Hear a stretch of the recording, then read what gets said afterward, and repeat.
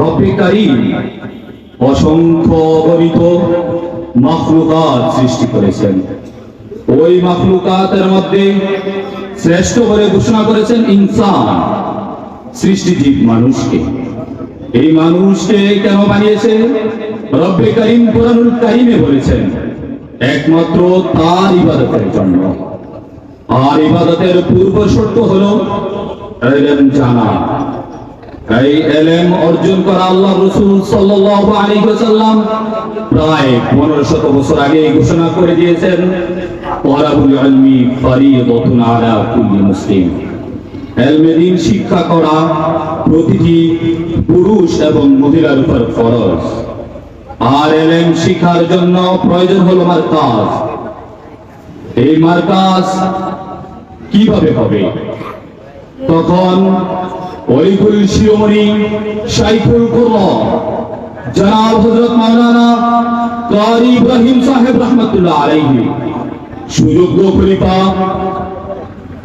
আল্লামা শাইখুল কুরআন কারি জয়নুল আবেদিন রাহমাতুল্লাহ আলাইহি, তিনি পরিকল্পনা করলেন পূর্বের ইতিহাসে না গিয়ে মরিগাঁও গ্রামে, মরিগাঁও এলাকাবাসীর জায়গা জানে, এখানে এক মারকাজ গড়ে তুললেন, যার নাম দিলেন জামিয়া কুরআনিয়া ইব্রাহিমিয়া ফয়জুল উলুম মরিগাঁও।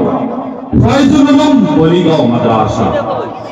মাদ্রাসার প্রতিষ্ঠা কাল থেকে এই পর্যন্ত অদ্যাবধি পর্যন্ত মাদ্রাসার বয়স এসে দাঁড়িয়েছে ৭৭ বছর। ৭৭ বছর।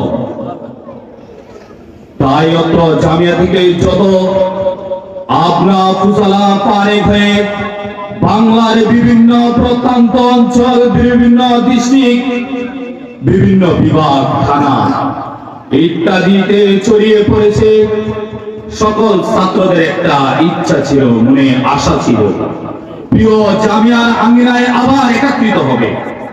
সেই আশাকে সামনে রেখে ওলামা তওবা কল্যাণ ফাউন্ডেশন চাঁদপুরের উদ্যোগে জামিয়ার হযরতদের অনুমতিতে এবং অত্র জামিয়ার কমিটিদের অনুমতিতে আজ 29 নভেম্বর ৭৭ সালা পুনর্মিলন অনুষ্ঠান, আলহামদুলিল্লাহ, এই অনুষ্ঠানে অংশগ্রহণ করার জন্য পিরোজপুর, ভান্ডারিয়া, মাটিভাঙ্গা, খুলনা, বাগেরহাট, যশোর, বরিশাল, নীলফামারী